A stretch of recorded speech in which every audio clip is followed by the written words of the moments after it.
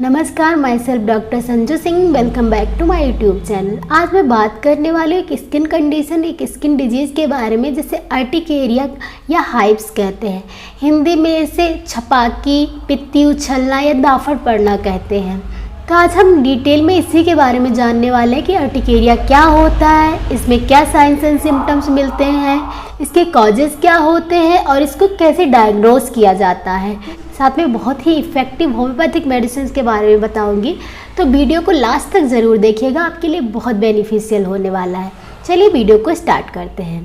सबसे पहले हम जानते हैं अर्टिकेरिया या फिर हाइव्स क्या होते हैं। हमारी स्किन पे रेड इची उभरे हुए जो स्पॉट्स बन जाते हैं, पैचेस बन जाते हैं, उनको अर्टिकेरिया कहते हैं।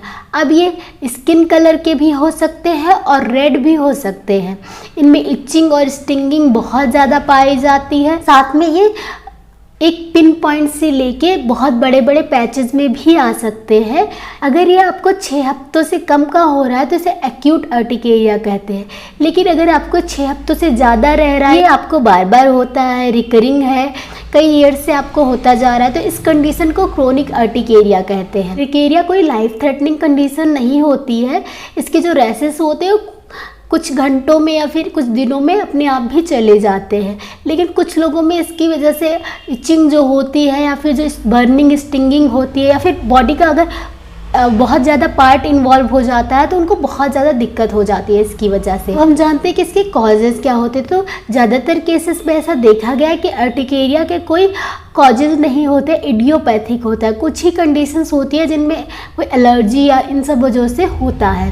ज़्यादातर अर्टिकेरिया के केसेस में जब कोई एलर्जन हमारी बॉडी में आता है तो हमारी बॉडी जो होती है इन्फ्लेमेटरी मेडिएटर्स हिस्टामिन्स रिलीज करती है, जिसकी वजह से जो स्मॉल ब्लड वेसल्स होते हैं उनसे फ्लूइड का लीकेज होने लगता है। तो इसकी वजह से वो रेज्ड थोड़े से उभरे हुए से आपको रैशेस आते हैं, जो जिसमें ऐसा लगता है कि पानी भरा हुआ इडिमेटस होते हैं। ज़्यादातर ऐसा देखा गया है कि कुछ ही केसेस में पता चल पाता है कि किस चीज़ की एलर्जी हो रही होती है। जैसे कुछ लोगों में कुछ मेडिसिन ले रहे होते हैं, जैसे कि एनएसएड्स हो गई, मतलब non steroidal anti inflammatory drugs हो गई, उसकी वजह से हो जाता है।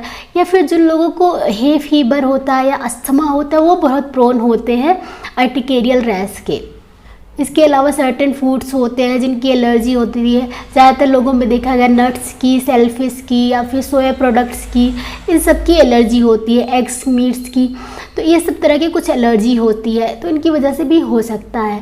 अब हम जानते हैं कि कितने टाइप्स का होता है अर्टिकेरिया। तो एक होता है auto immune urticaria. Auto immune urticaria में क्या होता है, हमारी बॉडी की जो इम्यूनिटी होती है वही हमारी स्किन सेल्स को अटैक कर रही होती है, उसी की वजह से इन्फ्लेमेटरी मेडिएटर्स रिलीज हो रहे होते हैं। ज़्यादातर ऐसा देखा गया है कि अगर आपको अदर ऑटो इम्यून कंडीशन जैसे कि rheumatoid arthritis, diabetes mellitus, SLE, Crohn's disease, अगर इस तरह की आपको ऑटो इम्यून कंडीशन है तो आपको अर्टिकेरिया डेवलप होने के चांसेस बढ़ जाते हैं। दूसरा टाइप होता है फिजिकल अर्टिकेरिया। तो इसमें सर्टेन मेडिसिन आ गई या फिर कोई इन्फेक्शन हुआ, कोई इंजरी हुई, कैंसर हो गया, इस सब तरह की अगर आपको कोई कंडीशंस है तो इसकी वजह से आपको डेवलप होने के चांसेस बढ़ जाते हैं। तीसरा होता है कोल्ड अर्टिकेरिया। अगर आप बहुत ही ज़्यादा कोल्ड वेदर में चले जाते हैं, उसके बाद अगर आपको वहाँ कोल्ड वेदर में जाने पे अर्टिकेरिया डेवलप हो रहा है तो इस कंडीशन को कोल्ड अर्टिकेरिया कहते हैं। फोर्थ होता है एक्वाजेनिक अर्टिकेरिया। कुछ लोगों में ऐसा देखा गया कि जैसे वो पानी के टच में आते हैं तो उनको अर्टिकेरियल रैशेस डेवलप हो जाते हैं। ये बहुत ही रेयर कंडीशन होती है। फिफ्थ होता है प्रेशर अर्टिकेरिया। इसमें क्या होता है कि कुछ लोगों को टाइट क्लॉथिंग से, बेल्ट से या फिर अगर उन्होंने टाइट क्लॉथिंग पहन रखा है बैक के स्ट्रैप से, इस वजह से उनको अगर वो बहुत टाइम तक प्रेशर अप्लाई करता रहता है स्किन पे तो उनको अर्टिकेरिया डेवलप हो जाता है। नेक्स्ट है कोलिनर्जिक और स्ट्रेस अर्टिकेरिया।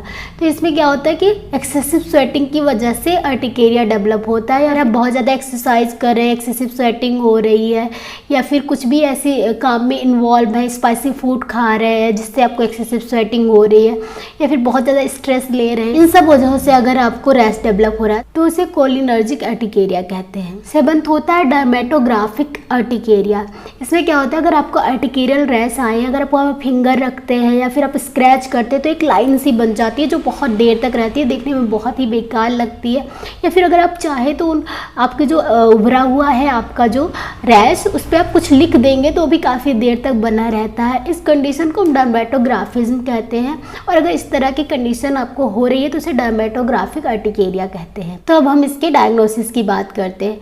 तो मेजॉरिटी ऑफ केसेस में हिस्ट्री लेकर और फिर रैशेस को देख के क्लियर कट बताया जा सकता है कि ये अर्टिकेरिया है। कुछ केसेस में हम पैच टेस्ट करवाते हैं ये जानने के लिए कि किस चीज़ की एलर्जी है, जिससे अगर पता चल जाता है कि किस चीज़ की एलर्जी है, कोई फूड की एलर्जी या फिर कोई मेडिसिन की एलर्जी या फिर कोई फिजिकल स्टिमुलेंट्स हैं, तो अगर ये पता चल जाता है तो हमें बहुत ज़्यादा इजी हो जाता है मैनेज करने में अर्टिकेरिया को। अब हम इसके मैनेजमेंट की बात करें, सबसे पहले आपको जनरल मैनेजमेंट का ध्यान रखना होता है। तो इसमें आप क्या कर सकते हैं, आप कोल्ड कंप्रेस यूज कर सकते हैं, उससे बहुत से लोगों को रिलीफ मिलता है।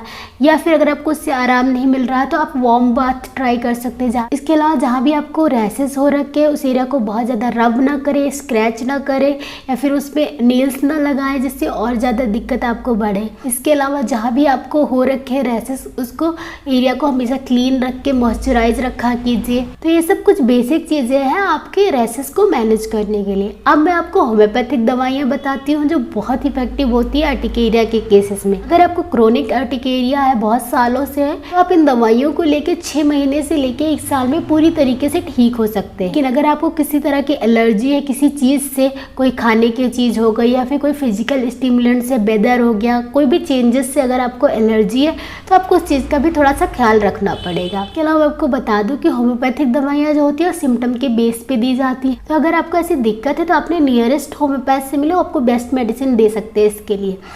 अभी जो मैं आपको मेडिसिन बताने जा रही हूँ जो जनरली बहुत ज़्यादा यूज़ होती है, बहुत अच्छे रिजल्ट देती है, उनके नाम मैं आपको बताऊँगी। और सारी दवाएं आपको नहीं लेनी होती है, जिनके सिम्टम्स आपको मैच करें आपको बस वही दवा लेनी होती है। तो हमारी सबसे पहली दवाई है एपिस मेलिफिका 30 पोटेंसी में। ये बहुत इफेक्टिव मेडिसिन होती है।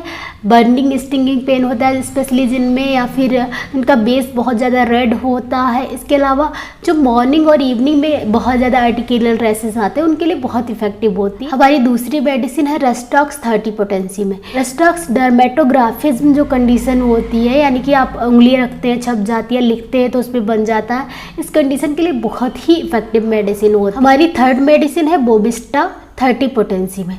बोविस्टा भी बहुत इफेक्टिव होती है। अगर आपको सुबह सुबह उठते ही अर्टिकेरियल रैश आ जाते हैं, उसके बाद जब आप नहाते हैं तो और भी ज़्यादा बढ़ जाते हैं, तो इस तरह की कंडीशन है। स्पेशली अगर आप रस्टॉक्स ले रहे हैं और वो फेल हो जाती है, उसके बाद आप बोविस्टा लीजिए, आपको बहुत अच्छे रिजल्ट आएंगे। हमारी फोर्थ मेडिसिन है डलकमारा 30 पोटेंसी में। डलकमारा उन लोगों के लिए बहुत इफेक्टिव होती है जिनको डैम वेदर में, रेनी वेदर में बहुत ज़्यादा दिक्कत होती है, उनमें रैशेस आ जाते हैं, तो इस तरह की कंडीशन में डलकमारा बहुत इफेक्टिव होती है। हमारी फिफ्थ मेडिसिन है अर्टिका यूरन्स 30 पोटेंसी में।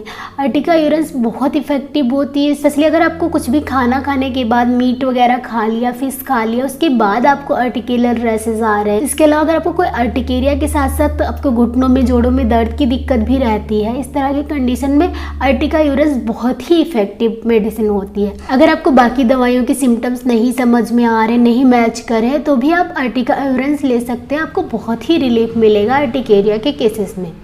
तो ये 5 बहुत ही इफेक्टिव होम्योपैथिक दवाइयाँ थी जिनके बारे में मैंने आपको बताया। अगर आपको कोई क्वेरी है, आपका कोई सजेशन है तो आप कमेंट बॉक्स में ज़रूर बताइएगा। अगर आपको मेरी बताई हुई जानकारी अच्छी लगती है, मेरे वीडियो आपको इन्फॉर्मेटिव लगते हैं, तो वीडियो को लाइक कर दीजिए और हाँ, ज़्यादा से ज़्यादा लोगों तक शेयर कीजिए ताकि उनको भी फ़ायदा मिल सके। अपनी फ्रेंड्स, फैमिली ग्रुप के साथ ज़रूर शेयर कीजिएगा। इसके अलावा अगर आप चैनल पे नए हैं, पहली बार मेरा वीडियो देख रहे हैं, तो चैनल को सब्सक्राइब करके बेल आइकन ज़रूर प्रेस कर दीजिएगा। जैसे ही कोई नई वीडियो डालूंगी आपको तुरंत नोटिफिकेशन मिल जाएगी। इसके अलावा और भी टिप्स एंड ट्रिक्स के लिए आप मुझे इंस्टाग्राम पे फॉलो कर सकते हैं, लिंक मैं डिस्क्रिप्शन बॉक्स में प्रोवाइड कर दूँगी। मिलती हूँ अगले वीडियो में, तब तक stay healthy, stay active. Thank you so much.